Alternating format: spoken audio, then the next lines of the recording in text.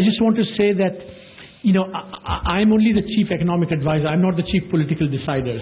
With that caveat out of the way, the chief economic advisor, Arvind Subramanian, presented his prescription for the economy in his second economic survey.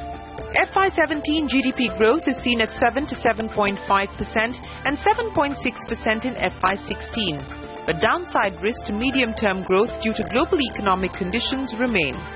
The CA has also warned that FY17 is expected to be challenging from a fiscal point of view, but has batted for keeping the FY17 fiscal deficit at the budgeted 3.5% of GDP to ensure credibility. The objectives are clear for everyone. Everyone in government shares this objective. Fiscal policy must balance maintaining stability by debt and deficits declining, but at the same time purchasing insurance against a growth slowdown. The other positive takeaway was his prescription for a higher recap outlay to the tune of 30,000 crore rupees for PSBs. He also articulated a multi-pronged strategy to address what he sees as the twin balance sheet challenge: stressed PSBs and stressed corporate houses. Conceptually, what needs to happen to address this problem is what we call the 4 R's. Recognition, which is what the RBI is trying to do. We must come clean on these bad assets. 2, recapitalization, that is, once you identify the problem, you've got to put money into it, and the Indradhanush scheme started on that, and the government is committed to recapitalizing the banks. 3, it's a point that's less well understood: resolution. And finally, of course, the 4th R, we need reform, because we need to ensure that whatever we do on the 3 R's has to be backed up with reform to ensure that this does not happen again. Subramanian has also advised more subsidy control, enhancing the tax base and doing away with exemptions. In India, the people who benefit from tax exemptions are not the middle class, are not the rich, they are the mega rich. Because the 10% tax bracket, the lowest tax bracket, starts at the top 5.8 percentile of income distribution. The 30% tax bracket, only 0.5% of all Indians, earning Indians are in that tax bracket. So when we think about tax exemptions and tax benefits in India, please keep this in mind that, we're not talking middle class, but we're talking very, very, very rich. As CNBC TV 18 has been reporting, the CEA believes the budget will focus on the agri sector to a great extent. He's also pushed for more reforms for fertilizer subsidies. More reforms can be done. I think the fertilizer subsidy is pretty big, 75,000 crores excluding arrears. It has multiple regulations. Of the total urea subsidy of about 50,000 crores, only 35% goes to the small farmer, and in between there are 3 sources of diversion, to inefficient firms outside the country, industrial users, large farmers. The survey lays to bear both external and domestic challenges, with the windfall gains of oil prices expected to temper in FY17. The Finance Minister and his team have their work cut out for them. Hello and welcome to this CNBC TV 18 special. The Chief Economic Advisor has presented his second economic survey. It has tempered expectations as far as GDP growth are concerned, but it's also provided several interesting and perhaps controversial prescriptions on what needs to be done to try and revive the Indian economy. Joining me today is the CA himself, Arvind Subramanian, along with his team, Mr. Sachdeva and Mr. Negi. Appreciate you joining us here on CNBC TV 18. Let me start by asking you, sir, and the survey has gone down well. It's got a lot of positive response. In fact, let me quote to you what Ashok Desai says on First Post, which is part of the Network 18 family, and he says that with this survey you've actually managed to get the cost of importing you from America out of the way. So it's been worth the cost of importing you from America. So positive response to the survey. But the survey also seems to be a very clear acknowledgement of the problems facing the Indian economy. And I'm not just talking about the headwinds that we're seeing from the external environment. And I want to quote you back to you. You say, in sum for now, but not indefinitely, the sweet spot for India is still beckoningly there. The last conversation that you and I had, when you presented your first economic survey, you said this is not a resurgent economy, it's a recovering economy. It continues to be a recovering economy. The anxiety we spoke of then continues as far as the Indian economy is concerned. Yeah, since we last spoke, there have been the two major headwinds facing the Indian economy, the fact that global markets have been very weak, much weaker than we anticipated, and second, the monsoon turned out to be, less good than we originally expected. So these were severe headwinds that, I think acted on the economy. And I think going forward, more importantly going forward, I mean, these are headwinds, at least on the external side, may even get worse. So I do think we need to prepare for a situation where, things internationally could get worse. And that's the sense in which, I mean, there was a part of the quote which you didn't read, which is, we need to recalibrate expectations yes. To take account of the grimmer external environment. So I think there is that, but of course, what this means is that we recalibrate expectations, we rely a little more in the short run on domestic demand for growth, but also finally, we have to carry on with our agenda of reform. I mean, that's I think a very important message, because we only control what we control, and those things we should just push ahead. No, you're absolutely right on that front. So let me pick up on the second part of the statement that you made, that in the short term, we need to focus much more on reviving domestic demand. In the economic survey, you've listed out a bunch of reforms that the government has undertaken, whether it's, moving to the JAM Trinity and so on and so forth, and some of the other reforms. But you also articulate very clearly where the government hasn't moved. I'll give you just one specific example, for instance. Disinvestment. We're going to be woefully short of our disinvestment receipts this time around as well. Our policy on strategic disinvestment, the government, when it came to power, made it very clear that we're going to revive the process of strategic disinvestment. We still don't have a policy in place. Perhaps the budget is going to articulate one for us. So there has been a sort of slow pace, even as far as crucial reforms are concerned. Yeah, I think that, the survey acknowledges, the kind of unfinished agenda from leftover agenda. I mean, take the GST, for example, is something that we mentioned as well. Yes, it was a setback not to have done it in the last year. But, I'm very much hoping that these are retrievable setbacks and not permanent setbacks. And if that's the case, I think, we can be hopeful about the Indian economy. Okay, so since we're talking about the Indian economy, and I want to get the macro picture out of the way before we move to some of the other prescriptions that you talk about in the survey. The projection is between 7 to 7.75%, and you've also said that there is a downside risk to that, given what we could see happen as far as the external environment is concerned, and perhaps if we don't see a pickup in domestic demand.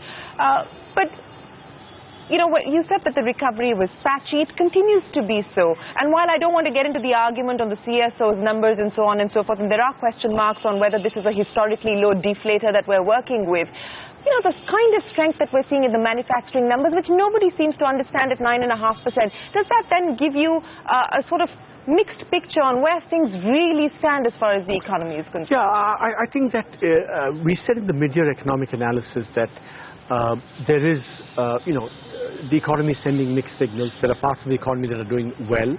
The consumer sector is doing well. Our indirect tax receipts are buoyant, even allowing for the thing. And so, those are good parts of the economy. And there are parts which are still recovering. And of course, the mid-year also said there's this additional uncertainty that we face because the nominal GDP and the real GDP. So it makes for, I think, difficult economic management. And I think that's why, what we say here is that, the concept of purchasing insurance against uncertainty. And I think that's an important concept. Both monetary and fiscal policy should, while absolutely our commitment to macro stability is steadfast, unwavering, I think given the nature of the risks, which are these, growth slowdown, even, what the economy is sending these mixed signals. Therefore, I think policy has to, calibrate itself to, provide for this insurance against the slowdown. And that's why I think, we say things we do on monetary and fiscal policy. So the earliest we can get back to an 8% plus kind of growth trajectory, you believe, is at least 2 years away? Well, I think, I want to make a very, important point, right? I think that these numbers 7 and 7.5 and 8 have got embedded in our consciousness because of, the performance in the past where we got 8.5. But I think it's really critical to understand that performance is very conditional. I mean, obviously it's conditional on what we do domestically, but it's conditional on what happens internationally. So in the past, 8.5 may have been achieved were achieved because, our export markets were doing very well, and the monsoons were very good.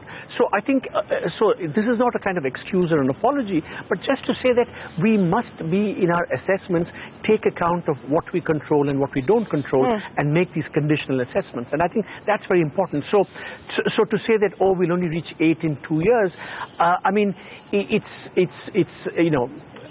as we say, for an economy where private investment and exports are really sputtering, I mean, 7.5 is actually very, very good. Okay, let me ask you about the headline that went down very well with the markets, and the markets reacted positively, and that was what the survey said on the fiscal deficit. And you said, for credibility and optimality, I argue for adhering to the 3.5% fiscal deficit target. So it seems like the government is going to stick to the number that was put out as far as the fiscal deficit is concerned. But okay, Shereen, yes. Let me respond by firstly, let me just clarify something. See, I think that if you read the survey, it's very careful and very fair and balanced in making the case, for aggressive consolidation and for less aggressive consolidation. It's very fair. I mean, partly because, we can't tell you what's going to happen tomorrow, but partly because also the arguments on both sides are both very compelling. And I think it's no secret that we've had a very vigorous and heated debate within government on this. I think the government gets a lot of credit for allowing this rich debate to take place. And I think the call will be made on Monday. But I think there are very good arguments on both sides, and I think it's one of those really tough calls. There's no right or wrong in this. No, there's no right or wrong, but you would bat for sticking to 3.5%? See, at this stage, my view doesn't matter. It's a collective government. What the budget has to do is already decided, sir. So you can tell us whether you believe it should be 3.5% or not. I think our views are in the survey. Very compelling arguments on both sides. So you won't tell me whether it's 3.5% as far as you're concerned or not? No, not at all. I mean, remember, our job here, my colleagues and I, we provide advice. As I said, I'm the chief economic advisor. I'm not the chief political decider. No, I know you're not the chief political decider. And with that caveat out of the way, let me ask you then, because, in the context of what we ought to do as far as our fiscal consolidation roadmap is concerned, you've also then talked about the need to review our medium-term fiscal framework. And I understand that that is part of the recommendations that the Secretary panel has also made to the Prime Minister's office and to the Prime Minister on whether we should be stuck to an absolute number, whether we should work with a range, whether we should look at what is happening as far as the revenue collections are concerned, so that it gives the government a certain degree of flexibility. What do you mean specifically when you call for a mid-review? So I think actually, firstly, it's completely, I would say, unrelated to the call for a review of the medium-term fiscal framework should be seen as completely unrelated to what we may do this year. And, a review is called for a number of very important intrinsic reasons. First, we need to plan our expenditures in a medium-term framework. The Planning Commission, where Mr. Sachdeva is work, and Mr. Negi as well, that kind of has gone. So we need something to look at this. So the expenditures. Second, we look at also revenues in a medium-term framework, which the 14th Finance Commission did. But the assumptions and the numbers have been completely overtaken. Most importantly, I think that, when we come up with a new framework, right, if we do and when we do, we need to absorb all the lessons from around the world in terms of what is a good framework. And you touched upon a couple of them. First, we need an anchor. At the moment, the anchor is a deficit target, right? But around the world, we see that, there are many other possible anchors. It could be debt anchors. It could be, some rule, golden rule kind of anchors. And those anchors have to be combined with providing flexibility. If the economy is down, you don't want fiscal policy to be pro-cyclical, So I think we need really new thinking. We need an anchor. I think there's no doubt about the fact that, like monetary policy, we have an anchor, fiscal policy, we need an anchor, but we need to maybe think about what are new ways of finding anchors and how to build flexibility within these anchors. So you said this is not linked to what we are likely to see in this budget, but would you like to see the government perhaps make its intent known on what it intends to do as far as the fiscal framework is concerned in this budget? I think that, once you accept the principle, then I think we need to have deliberations, to see what should be. We need to get a lot of expert opinion around, and that's how we should go forward.